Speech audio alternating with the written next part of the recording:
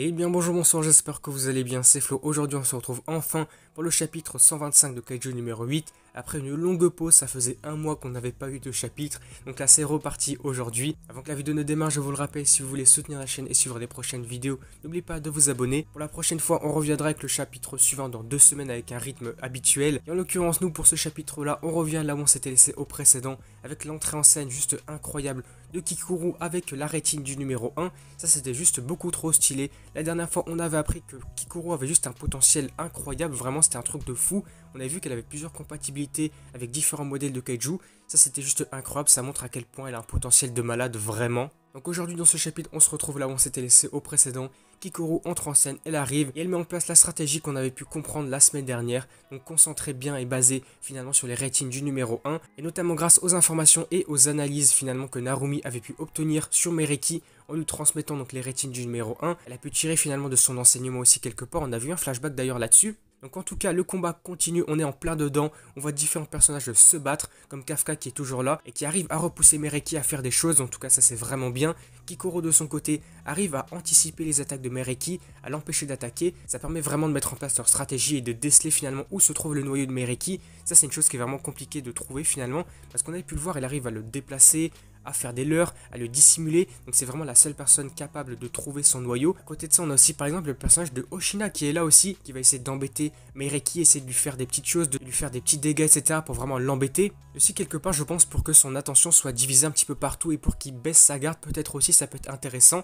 Donc en tout cas le combat continue, on voit que Kikuru arrive à permettre à Kafka d'avoir des ouvertures et donc de le frapper, de le faire reculer, de l'empêcher d'attaquer. Là on voit que pour l'instant tout se passe bien, on voit que les attaques du numéro 8 de Kafka font effet, il arrive à le repousser, donc là c'est vraiment bien. En parallèle de tout ça, comme je l'ai dit, Kikuru essaie de trouver son noyau, parce que c'est vraiment compliqué, c'est la seule personne capable de le trouver. Mais par contre ce qui va être surprenant, mais finalement quand on prend du recul c'est tout à fait logique, on voit que Kikuru commence à faiblir, parce que forcément en fait quand on y repense, elle est actuellement en train d'utiliser 2 modèles numérotés de kaiju. Donc là c'est vraiment chaud en fait finalement, c'est vrai, c'est tout à fait logique qu'elle commence à atteindre ses limites et peut-être même qu'elle les dépasse déjà. Forcément tu utilises 2 modèles en même temps, ça utilise beaucoup d'énergie et d'endurance, donc là ça va être compliqué, elle ne tiendra pas très longtemps. Mais là, ce qui est d'autant plus critique peut-être quelque part, c'est que forcément Mereki sait très bien se défendre et il ne va pas laisser son noyau faible comme ça. Kafka est en train de se dire, est en train de faire une hypothèse comme quoi Mereki a sûrement un bouclier hyper puissant au niveau de son noyau, donc ça paraîtrait tout à fait logique. Et il va surtout se dire que pour pouvoir l'éliminer et pour réussir à le détruire, il doit concentrer toute sa puissance en une seule attaque, en un seul point. Donc il faut vraiment une puissance dévastatrice concentrée en un seul point pour vraiment venir à bout de son noyau et le détruire en un seul coup. Mais pour l'instant, on a actuellement 2 problèmes. Le premier, c'est de savoir comment exploser le noyau. Et la deuxième, c'est de savoir où il est forcément, parce que pour l'instant, on ne sait pas. Mais à ce moment-là, heureusement, on va avoir un petit peu d'espoir, parce que Mina va dire à tout le monde de préparer le champ de bataille et de guider la cible, donc Mereki, à un endroit, en disant à tout le monde qu'elle va l'allumer, qu'elle va le détruire avec le Kéronos. Donc là, ça laisse vraiment présager de bonnes choses. Le retour de Mina pour une attaque dévastatrice, peut-être finale pour battre Mereki. Là, ça pourrait être vraiment incroyable. En tout cas, c'est cool. On voit que tout le monde est là. Chacun a vraiment son rôle à jouer pour venir battre Mereki. On continue ensuite sur le champ de bataille, toujours du côté de Kikuru contre Mereki. On voit que cette fois-ci, elle est vraiment en train de se concentrer sur le fait de trouver son noyau, d'essayer de déceler vraiment les réseaux électriques dissimulés dans son corps pour pouvoir trouver l'endroit où le noyau de Mereki est bien caché. Comme j'ai pu le dire tout à l'heure, forcément, Kikuru se rend compte que Mereki ne fait pas n'importe quoi et qu'il est vraiment intelligent, parce que forcément, il est en train de faire des leurres un peu de partout, donc elle a du mal à trouver son noyau. Mais par contre, là on revient aussi sur ce qu'on a pu dire tout à l'heure et comprendre, c'est que finalement Kikuru commence à atteindre sa limite vraiment beaucoup trop rapidement.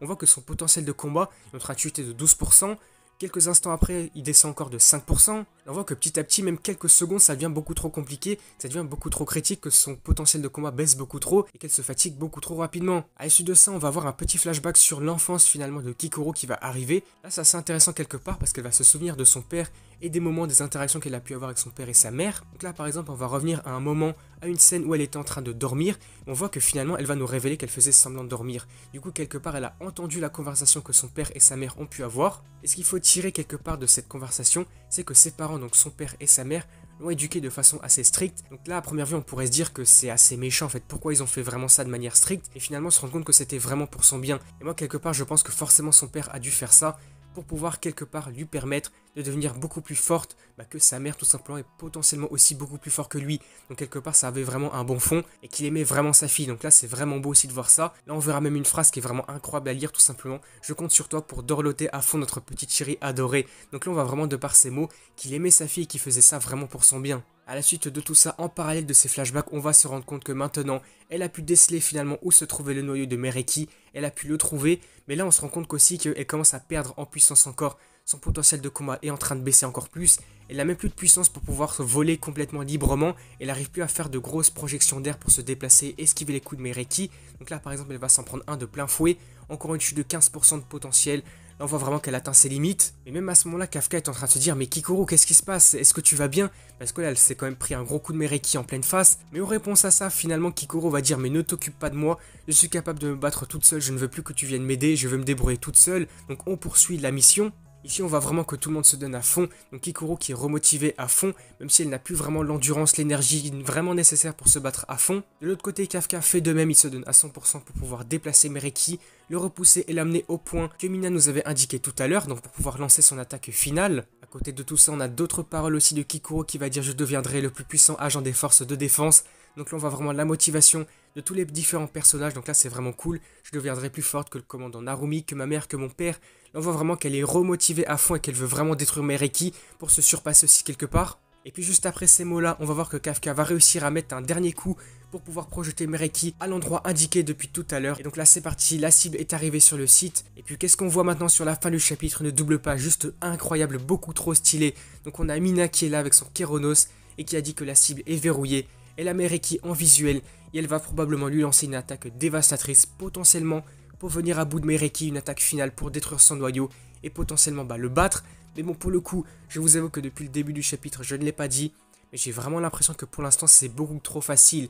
Est-ce que le prochain chapitre sera vraiment une surprise, ou plutôt même une mauvaise surprise, je ne sais pas, parce que pour le coup depuis tout à l'heure on a pu le voir, grâce à la rétine du numéro 1 de Kikoro. On a vu qu'elle arrivait donc grâce à Kafka aussi à empêcher Mereki d'utiliser ses attaques, ses techniques, ses différentes compétences là pour venir à bout des autres personnages. Kafka arrive à le repousser, donc là on voit vraiment que Mereki ne faisait plus grand chose, il faisait plus rien à part protéger son noyau, essayer de le dissimuler. Donc là maintenant que Mina est en place, que son canon est là, son Kéronos, je me dis que vraiment c'est peut-être beaucoup trop facile et que pour le prochain chapitre, donc dans 2 semaines, l'auteur nous laisserait vraiment sur une mauvaise surprise et que Mereki ferait probablement quelque chose pour contrecarrer tous ses plans. Je me dis que peut-être quelque part c'est trop facile et qu'il y aurait une mauvaise surprise, je ne sais pas, n'hésitez pas à me faire part de vos avis concernant tout ça dans les commentaires. Mais je me dis que on n'est pas à l'abri d'une mauvaise chose qui va arriver, je ne sais pas, faudra vraiment être vigilant pour la suite. En tout cas, mis à part cette mauvaise surprise potentielle, je suis vraiment beaucoup trop hypé pour la suite, j'ai beaucoup trop envie de voir ce qui se passera pour la prochaine fois. Du coup, si la vidéo vous a plu, n'hésitez pas à liker, à commenter, à partager comme d'habitude, n'hésitez pas à me faire part de tous vos avis dans les commentaires, vos théories, vos attentes pour la suite, qu'est-ce qui pourrait se passer concernant Mereki, concernant Mina. Je ne sais pas vraiment, faudra voir ça. Du coup également n'oubliez pas de vous abonner à la chaîne évidemment pour soutenir et suivre les prochaines vidéos Kaiju et du coup moi je vous dis à la prochaine.